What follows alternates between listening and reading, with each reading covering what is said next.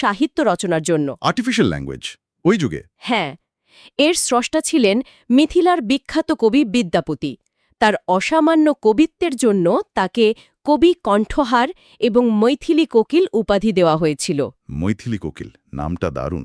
রাধাকৃষ্ণের প্রেমলীলা এবং বৈষ্ণব পদাবলীর আবেগটাকে আরও সুমধুরভাবে প্রকাশ করার জন্য তিনি বাংলা, মৈথিলী এবং আরও কিছু স্থানীয় ভাষার মিশ্রণে এই শ্রুতিমধুর ভাষাটি তৈরি করেন। মানে এটা একটা কনস্ট্রাক্টেড ল্যাঙ্গুয়েজ ছিল। এবং শুধু বিদ্যাপতিই নয়, এই ব্রজবুলি ভাষাতেই বাংলার অনেক বড় বড় পদকর্তা যেমন চণ্ডীদাস, গোবিন্দদাস, জ্ঞানদাসের মতো কবিরা বিভিন্ন অসাধারণ ও মিষ্টি বৈষ্ণব পদ রচনা করেছেন। এর থেকে বোঝা যায় ভাষা শুধু একটা ভৌগোলিক সীমানার মধ্যেই আটকে থাকে না, এটি সাংস্কৃতিক এবং আবেগেরও একটা বিশাল মাধ্যম হয়ে দাঁড়ায়। একদম ঠিক।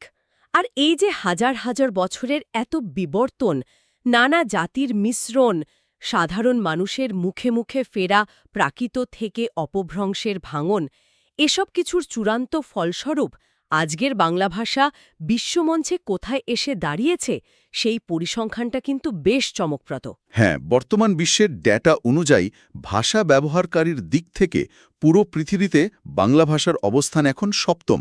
রাইট। আর যদি শুধু মাতৃভাষা হিসেবে বিবেচনা করা হয়, তবে বিশ্বে বাংলার অবস্থান পঞ্চম, পৃথিবীতে মাতৃভাষার দিক থেকে পঞ্চম। এই বিশাল বৈশ্বিক মানচিত্রে এটা একটা অভাবনীয় অবস্থান। হ্যাঁ, এবং একটি তুলনামূলক চিত্র দিলে বিষয়টা আরও স্পষ্ট হবে।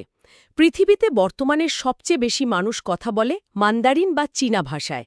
কিন্তু সেই বৈশ্বিক প্রতিযোগিতায় নানা প্রতিকূলতা আর বিবর্তনের পথ পেরিয়ে এসে আমাদের এই বাংলা ভাষাও যে কতটা শক্তিশালী আর প্রাণবন্ত অবস্থানে জায়গা করে নিয়েছে, এই পরিসংখ্যানগুলোই তার সবচেয়ে বড় প্রমাণ।